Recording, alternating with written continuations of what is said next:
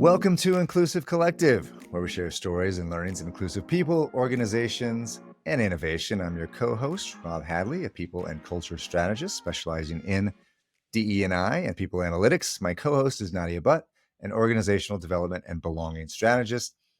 Today's IC Pod bonus edition is a conversation that I had last summer with my friend and friend of Inclusive Collective, Aparna Rae, on her show Data is Love, which is broadcast live every Monday on LinkedIn Live.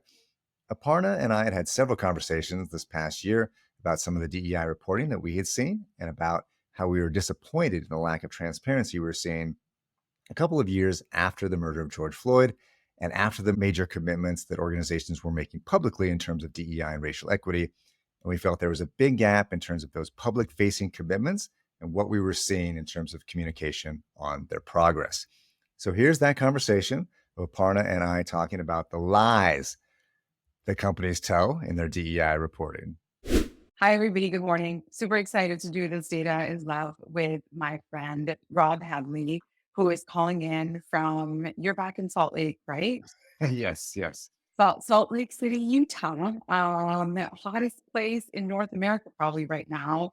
Um, and we're going to talk about something that I love talking about. And Rob, like you and I talk about this frequently, which is like what what are the little white lies companies tell, the ways in which they manipulate data, the ways in which they hide information, specifically when it comes to diversity, equity, and inclusion, and all of the bits and pieces that drive workplace equity forward. So, as we're getting started, will you tell people about yourself and your kind of like amazing career journey that's brought you to this moment?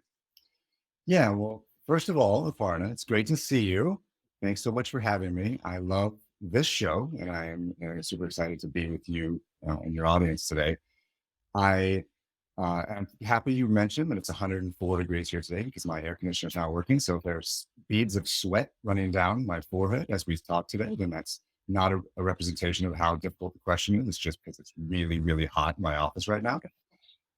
Yeah, and so in terms of my background and career, I have spent about 20 years in various roles that they always had some sort of data presentation component, right? So build a business case, tell a story with data, show us why we invest this, why it's appropriate to invest this money, and make us look good in doing so. So I did that in finance and operations and strategy. And then a few years ago, I ended up in people analytics with and a big chunk of that focus was on diversity, equity, and inclusion there.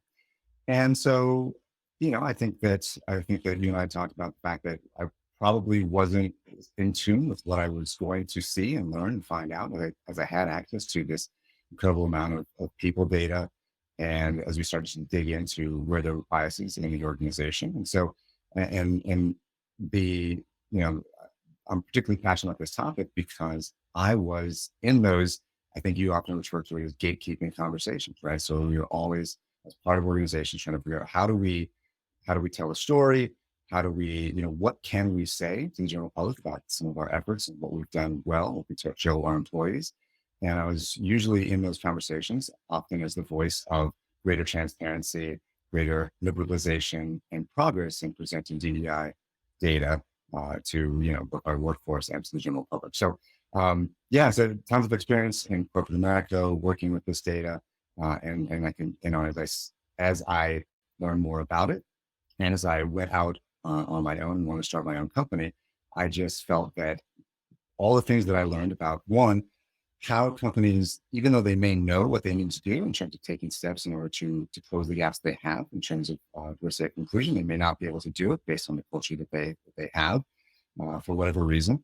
And then we also learned a few tricks that in organizations that are maybe slow to move, how you can get people to move a little bit faster and to move some things forward when the challenges seem pretty great. So I just felt like that's something that I wanted to share with the world and build a company around, and that's what I do currently.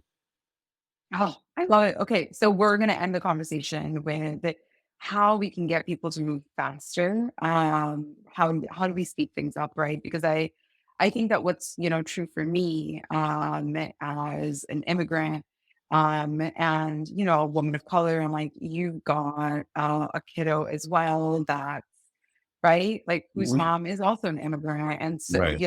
we don't want, I think it's safe to say that like we don't want to continue to go to work in an environment that doesn't value us or that's just, less kind in many ways. But and it shows up in policies and practices and like who are the people that feel good about taking time off and who is absolutely terrified to take time off, like I am. Sure. Um feeling guilty about it constantly. So, okay, let's dive in. You said that you would share at least five white Fine. lies. Yeah. Could Well, be let's see. three. Let's Yeah. start with okay. Let's start with the first one. What is yeah? What's the number one thing that sort of annoys you when it comes to people data? And I do want to, right? So we talked about lies, misrepresentation, white lies, right? And so I think that what I've come to we talked about doing this presentation, and I started to dive into some of the companies that I was familiar with and where they presented data. And Yeah. I know that people are working hard out there, especially in big companies, trying to present this data in the fairest possible way. And so what I think I've come to is that it's more of a case oftentimes of how an organization or company does everything is how they're going to do anything, right? So whatever Mhm. the underlying culture that they have is going to seep its way into how they present progress with diversity, equity, and inclusion. So I've gone from calling them lies to I call them now, shit that just really annoys me about the way the company present their data. And you might say, Rob, well, you're easily annoyed. That's possible, right? But I think it annoys employees. I think it annoys candidates. I think some of these things annoy, obviously, a thought leader like yourself and consultants in the DEI space, as well as DEI leaders, ERG leaders, and investors that want to invest in companies and feel like they're investing in a company that takes diversity and inclusion seriously. So it annoys everyone, not just me. So the first thing on my list is really just, and a lot of these things really stem from the same problem. It's the over aggregation or summarization of data, particularly with regard to representation, right? And so so bad DEI report usually starts with too much aggregation in terms of representation data. And so that is, we're going to show everything BIPOC versus white, or we're going to show diverse people. And again, no person can be diverse. We're gonna call diverse people versus a white population, right? And so, um, Mhm. and what that does and why that annoys me so much is because each of our underrepresented or underestimated or minoritized groups face different challenges in the workplace. And putting them all together is obviously, and often you do that because you don't want to reveal what's happening at a lower level, because there may be some very acute problems facing a certain group within it. So if you start to see some over aggregation, it's because you start to think, well, what are you trying to hide there in terms of what they're showing us? So, um, the minimum standard for representation for me looks something like, those big categories. Like I worked in corporate America for a long time. You could used to only be Black, African American, Hispanic, Latino. You could be Asian, or you can be other, or you can be white, right? Like, those are the big things. And so I feel like we need to see those things. You need to go at least one level lower, right, for racial representation, right? And so I know that the product that you have, the client for DEI, does a really good job of diving one or two levels deeper in these things, right? So I don't want to necessarily see that you're Asian. I want to see part of Asia or where you're from, right? Because different people Mhm. face different challenges. Then we also need to see in terms of those, those representation metrics, we need to see gender with at least a non-binary option, preferably Yeah. more, at least that, right? Again, I'm talking about the minimum standards here for representation presentation, Mhm. not necessarily things that will help you solve problems in your organization. Those you need to get a little bit better and a little bit deeper, but I need to see age as well, somewhat by some appropriate cohort or generational cohort as well. Those are things that everyone has. Everyone has, and you can start there. This is to say nothing of the things that would be even more helpful, such as sexual orientation, disability, neurodiversity, socioeconomic class. Those are things that you need to have a really good self ID campaign where you're working with your employees to understand their background and who they are. And that requires a greater level of trust. And maybe that's what you want to have. But let's just say nothing of those things. And then I also want to see management levels, right? So representation at different management levels, the appropriate things that are for a particular organization. Um, and then also by function, because again, different functions will how they how they show up in different parts of the organization, or how different demographics will have different challenges, different functions in the organization. Um, Yeah. right. So, and then we need to see it trending over time. Of course, we need to see at least 3 years of data of how things are progressing in your organization. If you want to, so we'll settle for 3 years. If you want to pretend like none of these things existed the last, until 3 years ago, if some organizations do, then that's fine. We'll pretend along with you, but at least give us 3 years. We can see how things are advancing. Um, and so why do we need this? And I think it's, like I kind of mentioned it. We need it to see it at this level because if we start to have a good piece of representation data, if we start to see what's happening in different functions, if we know what's happening at different management levels and we can see it over time, a story starts to emerge. And I can really understand what's happening in the organization and if you're making real progress in some of these key areas. And if I can see that in that data, then I have a pretty good sense that the organization understands it as well, and they may be able to do something about it. And so, like, so it's really important that the representation available is not aggregated and over aggregated. Yes. Yes, 1,000 times, right? And I'm sure you hear this a lot from employers. They'll say, "Well, I don't wanna get sued. I have to minimize my risk." And I think, what I've started to see in the last couple of years is that companies will not collect self-ID data other than the very broad EEO buckets, because they don't Yep. even want to disaggregate by anything other than what they have. Right. And they're not on any campaign to clean up even the data that they have to report out for their EEO1 reports. Yeah, the disaggregation piece it's a tricky one, right? Because I think that a lot of companies see that as um, potential risk. And at the same time, I think, folks that are out implementing, they can't actually um, create programs or initiatives that are specific enough without that data. And then we find ourselves all going to these 2 hour unconscious bias or imposter syndrome or like whatever, like psychological safety, like I feel like there's like a new buzzword every month that's like Right. very hot. And then we go to these 2 hours trainings and they have very little impact, if at all, because it's so generic.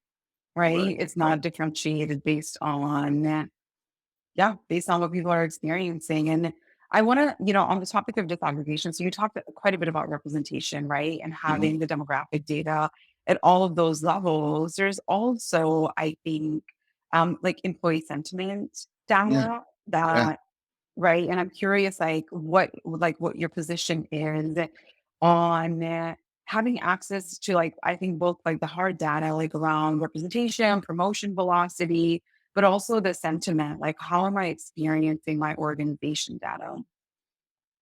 So yeah. So a few things there that you touched on. And so I think that one of the things that companies tend to overestimate or underestimate is the risk of not solving these problems as well, right? So obviously Mhm. they're very in tune with the risk of collecting the data and then being sued because they have a problem.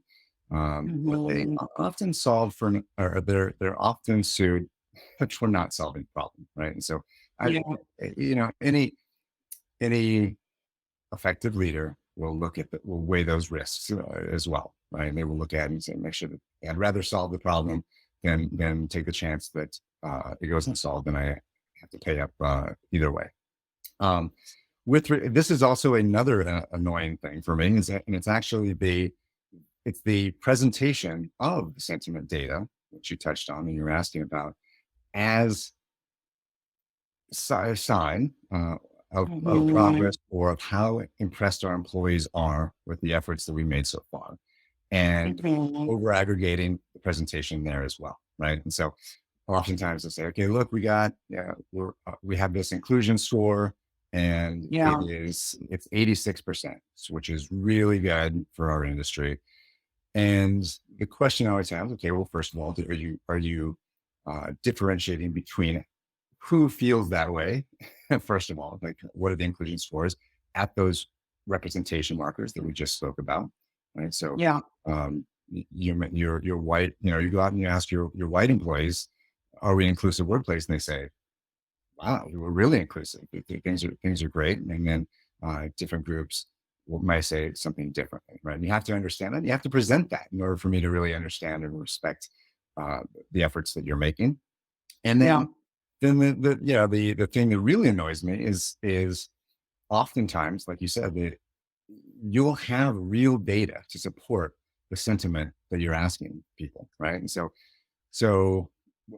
uh, right, I want to back up one second. So inclusion score will have, so there are so many different models of an inclusion score, right? So Gardner has an inclusion model that's 8 different components, right? So psychological safety and fairness and the way that you get along with your manager, et cetera, et cetera. And there are many others, and they're all appropriate, and a lot of them are very good, and they're driven by real data, data science. And Yeah. each company will make the determination of what's the right inclusion score for them. Totally great. Mhm. But you got to tell us what goes into that inclusion score, because you can also find that on one of those dimensions you're doing really well, and on another dimension you're not doing so hot, right? And so we Mhm. where you're actually falling down. And again, by showing that you understand that there's another level of detail here, we feel like you might have a handle on the problem and be able to solve it. Yeah. But then the second thing is, again, surveys and sentiment are a proxy for real operational data, oftentimes. Yeah. So again, don't tell me that your employees think that you're fair, that Mhm. workplace environment. Show me the actual representation data, the Mhm. data, the pay equity data, right? Like show me those things that are actual operational data that can prove and align with the sentiment data that you're sharing with the rest of the world. Mm. Yeah. Overstating the inclusion score, not telling people how you got to a number, right? I mean, we know this, right? We all went through high school math where you have to show the work. You have to show the work. You have to show how you got there, Show right? your work. Like Yes. show your Put that work. in Yeah. that. Put that in the graphic down there below. Show your work. Yeah. That's Show Aparna's. your work. Um, Okay, I want to talk a little bit about pay equity and pay transparency. Like in Washington State, I actually don't know what the status is in Utah, but in Washington State, a couple of years ago, we passed some pretty progressive pay equity legislation. And are like there's a huge push right now for salary transparency, and what's come along with it are all kind of pledges and like credentialing and yeah. So what if any of it is like real and useful? And like what are all the places where employers do like some like real sneaky stuff with respect to pay equity? Well, again, I don't know if it's sneaky or if it's just so your first point, you might be surprised to learn that here in Utah, we're not as progressive as we find in Washington State. We're a little bit behind in that regard. So the state of Utah, so 2 years ago, did a big pay equity audit, and and they came up with the headlines or in the news was, Utah has no pay equity gap, and you go to company reports, organization, nonprofit, other government reports, and that's the way that it is presented. There is no pay equity gap, Mhm. Yeah. or that we have a 99% pay equity compliance, or we're 99% pay equity compliant, whatever. And so I think that again, that's the kind of thing that you present to the public in hopes that they don't dig any deeper than that, right? And so Yeah. one of the things that annoys me very much about inequity is, so what we're talking about there, when a company makes that proclamation, what they're talking about is the first branch of pay equity, which is equal pay for equal work. Right. Yeah. And so that's Rob Hadley is an accounting manager too at some organization. And Aparna, and I have 10 years of experience, and Aparna is an accounting manager level two. at the same organization, you have 10 years of experience, the organization should be able to do the math and take a look at our salaries and say, are these close? Are they equal? Right. And Yeah. a lot of times that's what you're seeing when people make those proclamations, organizations make those proclamations about pay equity.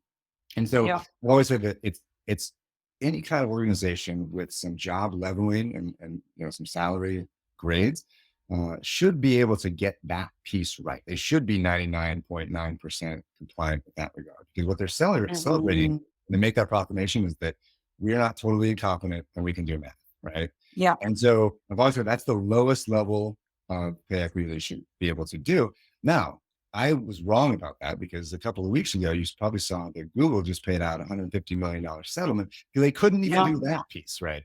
You know, so um, so I think that so it's important to do, right? And so obviously, I'm not disparaging pay equity analysis in that regard. However, Yeah.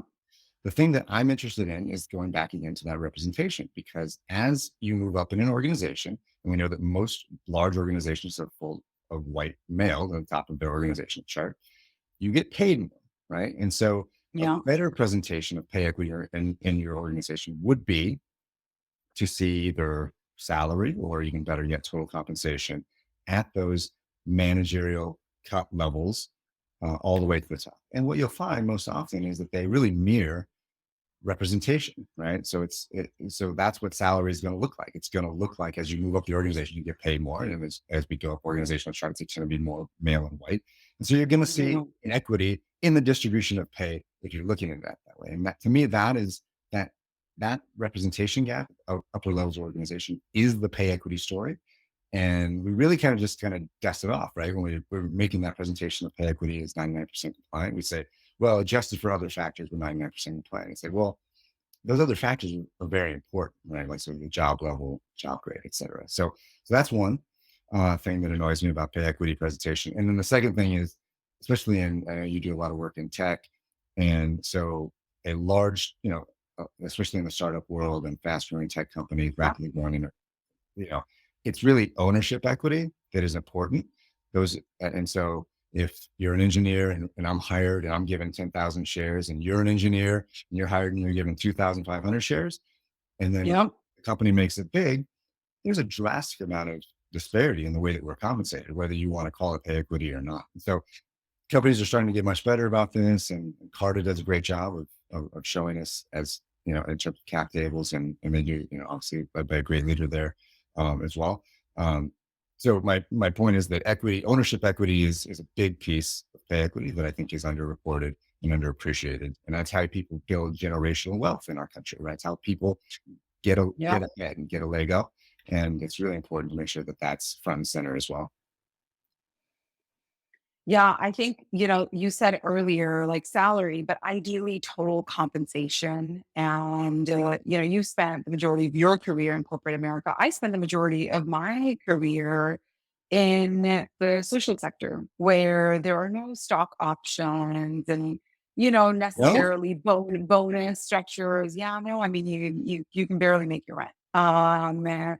And and now that I am working more in tech and I'm working with even, larger nonprofit organizations that quite frankly run like corporate America, one of the things that um, doesn't get talked about is all of the industries in which your bonus could be the equivalent of 100% of your base pay mm, or absolutely, more yeah, or more. absolutely, Throw in the stock or an equity piece, and suddenly you're looking at like a bonus that is 200% of your base pay. And who's eligible for a bonus? Like a lot of times, it's only managers or senior leaders that are eligible for a bonus, and then they're writing goals in a way where they can meet them so that they can get their bonus. And on paper, they'll say exactly what you're saying, right? Like we're 99% in compliance, and I'm like, yeah. And 99% of your organization doesn't know that you get an extra $1 million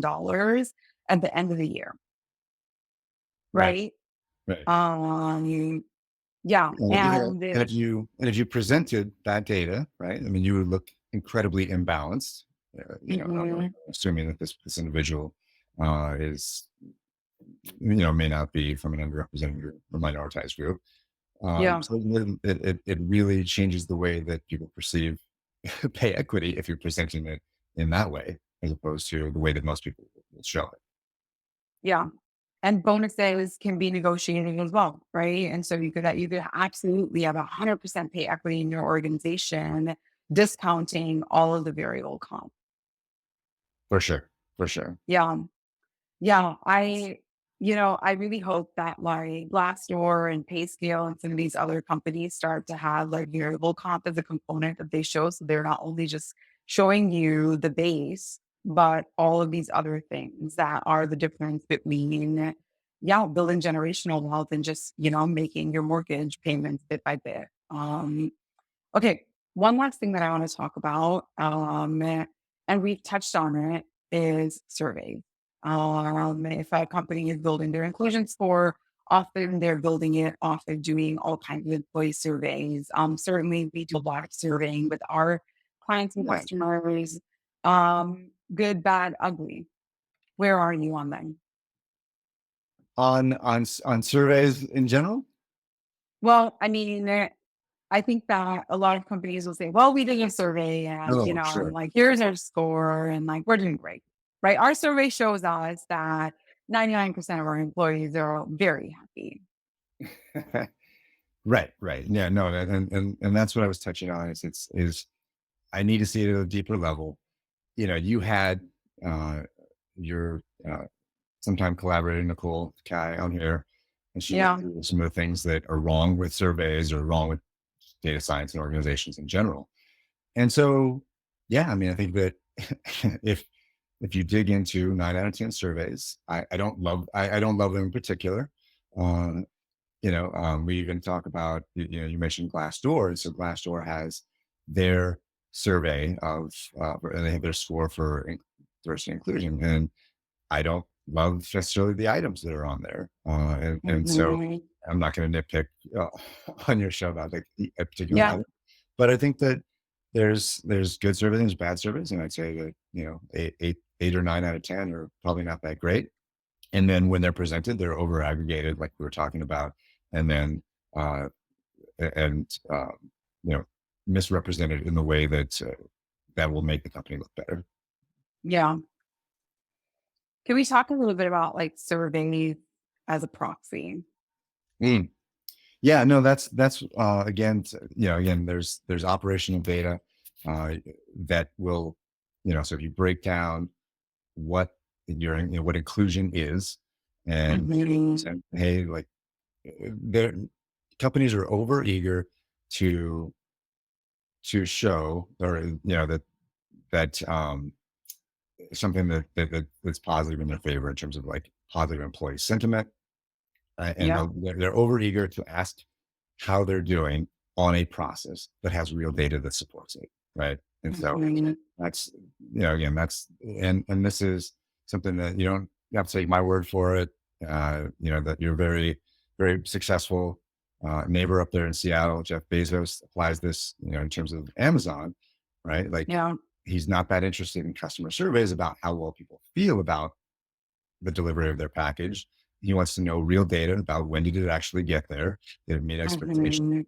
our expectations, and then um, uh, and then also are we getting repeat business as well, right? So those metrics are more important than how people necessarily tell you they feel, because they might not tell you exactly how they feel, they might not necessarily understand how they feel, and so it's really important to have operational data to back it up.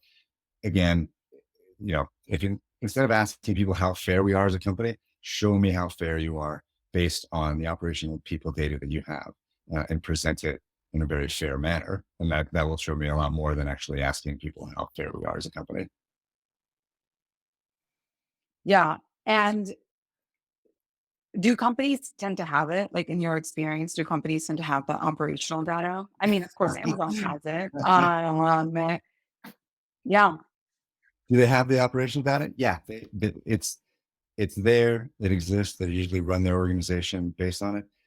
They're getting, um, again, they may have gaps, but if your mhm, goal is to show the operational data that will show you how you're actually doing and on on diversity, equity, and inclusion, then and Mhm. you have a gap in terms of what you have in terms of that operational data, then you know that you can work toward it. And that can be something that you work on as well. Right. So, but just that mindset of we're going to be actually be very focused on the operational data that will show us if we're actually making progress, will help you achieve, a more inclusive workplace for your organization.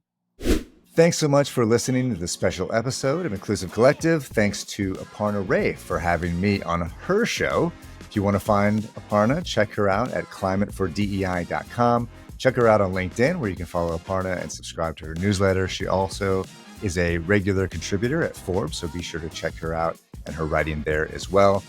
And thanks, of course, to my co-host, Nadia Butt. Inclusive Collective is a production of Rifelion Media. We'd love to hear from you. So send us your feedback at inclusivecollective@rifelion.com. You can also find us on LinkedIn, Instagram, Facebook, and TikTok. If you like what you heard, be sure to subscribe and rate us wherever you get your podcasts. And please tell your friends, forward the podcast to them. They're going to love it. We'll be back next week with more Inclusive Collective. Take care, everyone.